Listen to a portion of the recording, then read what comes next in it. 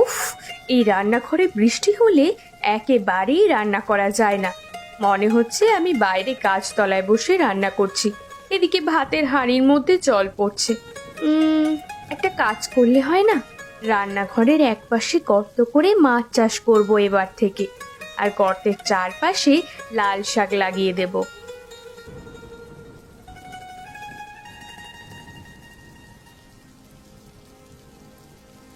বৃষ্টির জল যে ভাতের হাঁড়ির মধ্যে পড়ছে, সামনের বছর একটা নতুন রান্নাঘর করতেই হবে। এখানে একেবারে রান্না করবার মতো নয়। তোমার আর নতুন করে রান্নাঘর করা হবে না। প্রতি বছর একই কথা শুনতে শুনতে আমি একঘেয়ে হয়ে গেছি। কি করব বলো? হাতে কিছু টাকা পয়সা না জমলে তো রান্নাঘরের কাজে হাত দিতে পারি না। চাষ কাজ করে যা হয় তাতে আমাদের খাওয়াটা কোনো রকমে চলে যায়। ওদিকে তোমার দাদা বৌদিকে দেখো, তারা কত সুখে আছে। তোমরা আপন দুই ভাই, একজনের সংসার রাজার মতো চলে, আর একজনের দুবেলা ঠিকমতো খাওয়াও জোটে না। আমার বৌদির বাবাই তো দাদার ব্যবসার জন্য টাকা দিয়েছিল, সেই টাকা দিয়েই তো দাদা দোকান দেয়, নইলে দাদার অবস্থা আমার চেয়ে খারাপ হতো। আমার বাবার অবস্থা ভালো হলে তোমাকে তো ব্যবসা করার জন্য টাকা দিতে পারতো। যাকে এসব কথা, তোমাকে একটা কথা বলার ছিল। আমাদের রান্নাঘরটা তো বেশ বড়। আমি সিদ্ধান্ত নিয়েছি রান্নাঘরের একপাশে একটা ছোট পুকুর করব, আর পুকুরের চারপাশ দিয়ে লাল শাকের বীজ লাগিয়ে দেব। কি বলছো এসব? এখানে কি এসব করা সম্ভব? ঠিকমতো আলো বাতাস না আসলে তো মাছ চাষও হবে না, লাল শাকের চাষও করা যাবে না।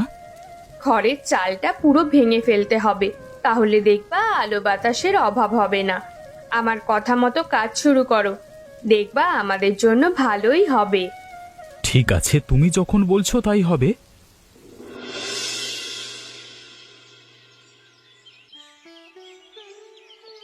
এবার দেখবা মাছ আর শাক বিক্রি করে আমাদের সংসার চলে যাবে, নতুন রান্নাঘরও তুলতে পারবো।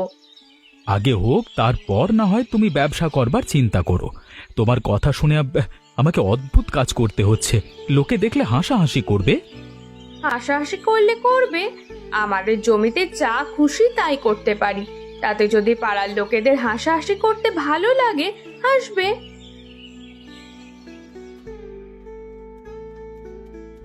তোরা এখানে কি করছিস? রান্নাঘরে পুকুর?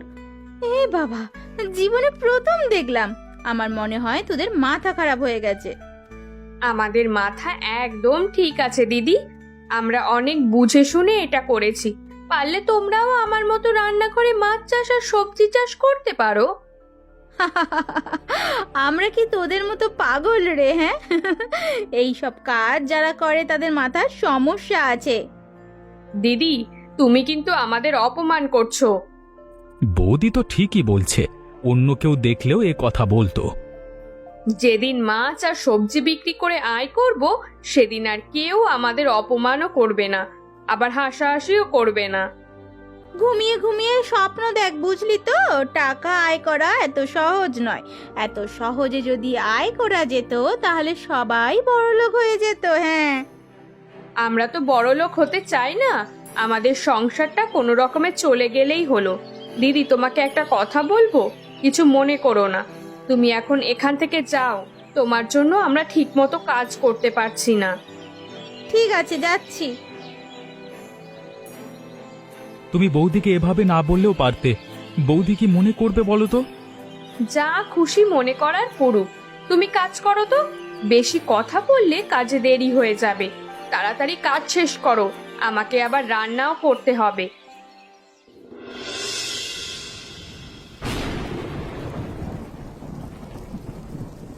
আমাদের বিক্রি প্রায় শেষের দিকে, ভালো দামে বিক্রি করতে পারলাম। নীলিমা, আজকে তোমার বুদ্ধির প্রশংসা না করে পারছি না। তখন তো আমাকে কত কি বলেছিলে, এখন দেখবা আমাদের দেখা দেখি অনেকেই রান্নাঘরে সবজি চাষ আর মাছ চাষ করবে। দাদা, তুমি বাজার করতে এসেছো বুঝি? তোমার প্যাকেটটা দাও, তাজা মাছ আর লাল শাক নিয়ে যাও। আজকে আর বাজার করতে হবে না। তোরা এখানে মাছ আর শাক বিক্রি করতে এসেছিস? ছি ছি ছি ছি, তোদের জন্য দেখি আমার মান সম্মান থাকবে না। কেন দাদা, তোমার মান সম্মান থাকবে না কেন? আমরা তো চুরি করছি না, ব্যবসা করছি যাতে নিজের সংসারটা ভালো চলে। ব্যবসা করবি ভালো কথা, তাই বলে বাজারে মাছ আর শাক বিক্রি করবি? আমার মতো একটা দোকান দিতে পারতিস। এলাকায় সবচেয়ে বড় দোকান আমার, বেচা কিনা অন্যদের চেয়ে বেশি হয়। শ্বশুরের টাকা পেলে বড় দোকান দিয়ে যায়। আমার বাবা তো আপনার ভাইকে টাকা দিতে পারিনি, বড় দোকান দেওয়ার স্বপ্ন আমরা কি করে দেখি বলুন তো? তুমি দাদার সাথে এভাবে কথা বললে কেন? বাড়ির বউদের এমন উঁচু গলায় কথা বলতে হয় না। এখানে দাঁড়িয়ে আমাদের যা তা বলে গেল, সেটা তোমার কানে যায়নি মনে হয়? আমি দুটো কথা বলেছি, এতে তোমার খুব খারাপ লেগেছে তাই না? চুপ করো, মহেশ কাকা আসছে।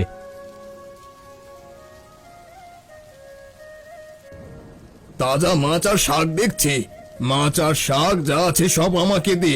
তাজা শাক মাছ সহজে পাওয়া যায় না। কত দাম দেব? 400 টাকা দাম হয় কাকা, তুমি আমাকে 350 টাকা দাও। তুমি নিজেদের লোক, তোমার কাছ থেকে বেশি নিই কি করে? হ্যাঁ হ্যাঁ। এই নে টাকা।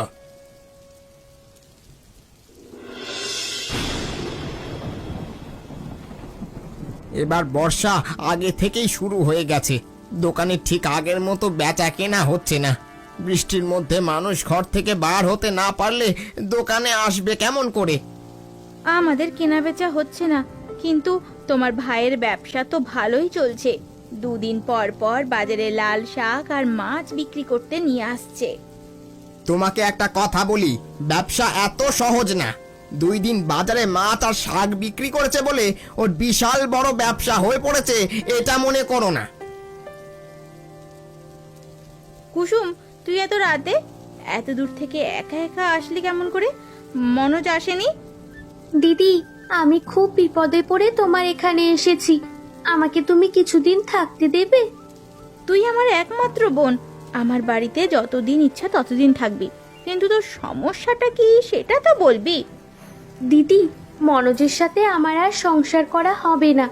একজন গরিব কৃষকের সাথে আমি আর থাকতে পারবো না। বাবা কেন যে আমাকে এমন একটা ভিখিরির সাথে বিয়ে দিল, তোরাও বাবাকে কিছু বললি না।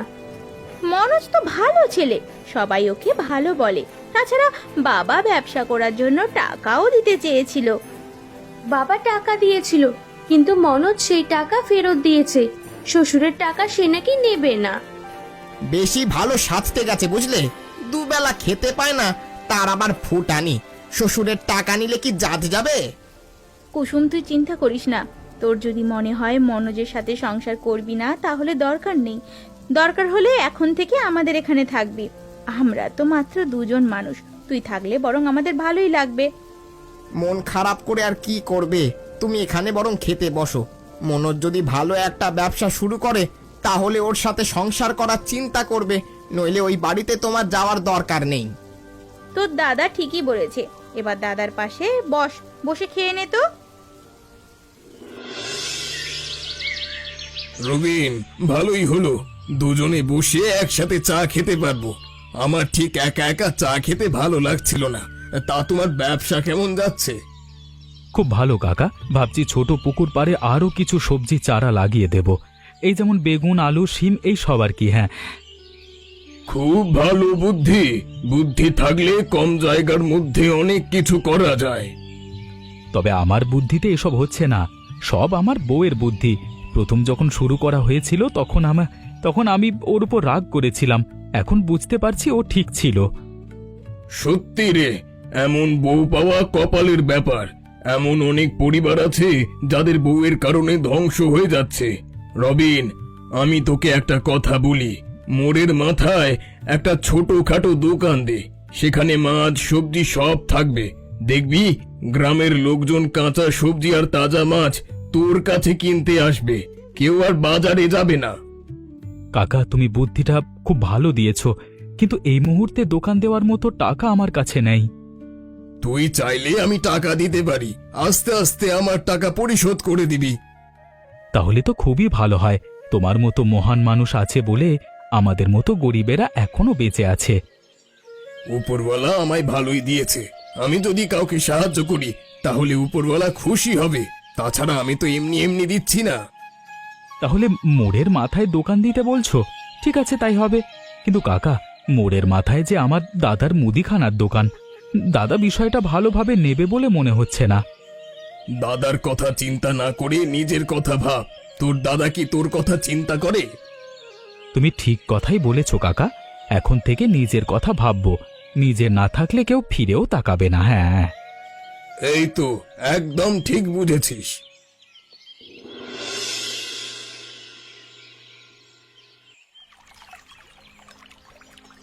আমাকে এখানে আসতে বলে তুমি দেরি করে আসলে। 1 ঘন্টা ধরে আমি তোমার জন্য অপেক্ষা করছি। এখন বলো, কি জন্য আমাকে দেখা করতে বলেছিলে? আমি তোমাকে নিতে এসেছি, তুমি আমার সাথে বাড়ি চলো। দেখো কুসুম, এখন আমার কিছু নেই এটা ঠিক, কিন্তু আমি একদিন অনেক কিছু করব। তুমি একবার আমার উপর ভরসা করে আমার সাথে চলো। কি করে ভাবলে আমি তোমার সাথে যাব? তোমার মতো ভিখিরির সাথে আমি একদিনও থাকতে চাই না। বাবা তোমাকে টাকা দিতে চেয়েছিল, কিন্তু তুমি টাকা নাওনি। শ্বশুরের কাছ থেকে টাকা নিব এই ধরনের মানসিকতা আমার নেই। আমি নিজে কিছু করতে চাই। আমি গরিব, তবে এমন তো না যে তোমাকে 2 বেলা খেতে দিতে পারবো না। তোমার মতো ছেলের সাথে বাবা কি দেখেছে আমার বিয়ে দিয়েছিল? তুমি এখন যাও তো এখান থেকে। তোমার সাথে আমার একদম কথা বলতে ইচ্ছে করছে না। তুমি ভুল করছো, আমাকে এভাবে ফিরিয়ে দিও না। আমি একবার মুখ ফিরিয়ে নিলে আর তোমার কাছে ফিরবো না। তুমি আমাকে শাসালে। শোনো, তোমাকে আমার কাছে আর আসতে হবে না। তোমার মুখ আমি দেখতে চাই না, বুঝেছো? অনেক অহংকার তোমার। এত অহংকার থাকা ভালো না। আমার জায়গায় অন্য কেউ হলে তোমার অবস্থা খারাপ করে দিত। এসব বলার জন্য আমাকে এখানে আসতে বলেছো? তোমার সাথে দেখা করতে আসাটাই আমার ঠিক হয়নি। তুমি এখন আমার চোখের সামনে থেকে যাও। আর ভুলেও আমার সাথে কখনো দেখা করার কল্পনা করো না। ঠিক আছে, আমি চলে যাচ্ছি। তবে যাওয়ার আগে একটা কথা বলে যাচ্ছি, তোমার কপালে দুঃখ আছে। ফালতু কথা বলো না তো। আমার কপালে দুঃখ আসতে যাবে কেন? তোমার সাথে ফাও কথা বলে কোনো লাভ নেই। আমি গেলাম।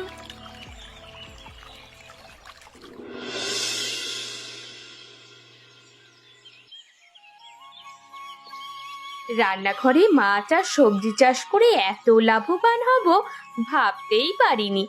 মাছ চাষ করার পাশাপাশি বেগুন, আলু, পটল, লাউ, কুমড়ো, লাল শাক সব কিছু চাষ করতে পারছি। তবে মহেশ কাকা সাহায্য না করলে দোকানটা দেওয়া সম্ভবই হতো না। কাকার অবদান ভুলতে পারবো না কখনো। ব্যবসা খুব ভালোই হচ্ছে, তাই তো? আর এদিকে আমার দোকানে একটা খদ্দেরও আসে না। তোমার এখানে দোকান দেওয়ার পর থেকে আমার ব্যবসাটা জলে পড়েছে। আপনার ব্যবসা জলে পড়লে আমরা কি করব? আর আমাদের জন্য জলে পড়বে কেন? আমরা তো সবজি আর মাছের ব্যবসা করি, আর আপনার তো মুদিখানার দোকান। আমি এত কিছু বুঝি না। আমার কথা হলো তোমাদের দোকান এখানে থাকবে না। 2 দিন সময় দিলাম। এই 2 দিনের মধ্যেই দোকান সরাতে হবে, নইলে আমি তোমাদের দোকান ভেঙে দেব।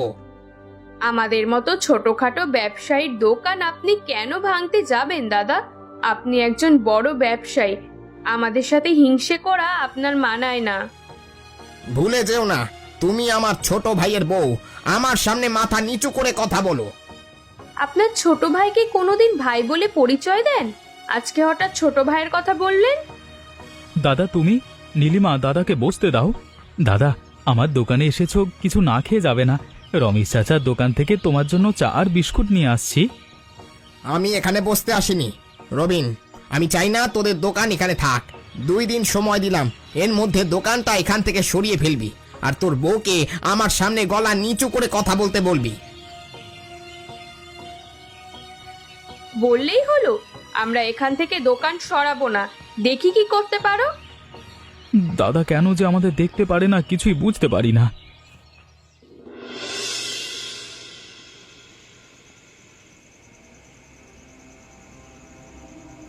বলেছিলাম 2 দিনের মধ্যে দোকান সরাতে, কিন্তু আমার কথা শোনেনি। আমি ওর দোকান জ্বালিয়ে দেব। দিন দিন আমার অবস্থা খারাপ হচ্ছে, আর ওর উন্নতি হচ্ছে। চোখের সামনে ওদের উন্নতি কিছুতেই মেনে নেওয়া যায় না। দোকান জ্বালিয়ে দিলে তোমার অবস্থা আবার আগের মতো হবে তো? আগের মতো অবস্থায় ফিরে না আসলে আমি কিন্তু তোমার সাথে সংসার করতে পারবো না। কুসুম যেমন মনোজকে ছেড়ে চলে এসেছে, আমিও তোমাকে ছেড়ে চলে যাব। এই দিদি, কোথায় যাবি তুই? বাবা জায়গা দিবে না।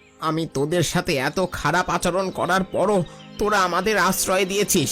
তোদের ঋণ আমি কোনো দিন শোধ করতে পারবো না। এভাবে বলো না দাদা, বাবার পরে আমি তোমাকে স্থান দিয়েছি। তোমার বিপদে আমি পাশে দাঁড়াবো না তো কে দাঁড়াবে? লোভ আমাকে খারাপ মানুষে পরিণত করেছিল। এখন বুঝতে পারি লোভ করে কখনো ভালো থাকা যায় না। দাদা, আপনি আপনার ভুল বুঝতে পেরেছেন। সব সময় সৎ পথে চলার চেষ্টা করবেন, দেখবেন কোনো বিপদ আর আপনাকে ছুঁতে পারবে না। তুমি কেন এসেছো? তুমি একজন লোভী মানুষ। তোমার জন্য আমি নিজের ভাইকে কোনোদিন মানুষ মনে করিনি। ওগো, আমাকে তুমি মাফ করে দাও। আমার ভুল আমি বুঝতে পেরেছি। তুমি যেভাবে আমাকে রাখবে আমি আমি আমি সেইভাবেই তোমার সাথে থাকবো। ওগো, আমাকে মাফ করে দাও, তুমি মাফ করে দাও। তোমাকে আমি কিছুতেই মাফ করতে পারবো না। তোমার বাবার কাছ থেকে আমি যে টাকা নিয়েছিলাম দোকান বিক্রি করে শোধ করে দেব। তোমার কিছু শোধ করা লাগবে না, তুমি শুধু আমাকে আশ্রয় দাও। দোকান বিক্রি করতে হবে না, তোমার ব্যবসা আবার আগের মতো হবে। আমাকে শুধু একটু আশ্রয় দাও। দাদা, আপনি দিদিকে মাফ করে দিন। দিদি নিজের ভুল বুঝতে পেরেছে। আর দোকান বিক্রি করবেন না। ব্যবসা করতে গেলে মানুষের লাভ লোকসান হয়, তাই বলে ভেঙে পড়লে চলবে না। দাদা, দাদা বৌদিকে মাফ করে দাও। তোরা যখন বলছিস তাহলে মাফ করে দিলাম। আর একটা কথা, এখন থেকে সুখে দুঃখে দুই পরিবার একে অপরের পাশে থাকবো। একদম দাদা।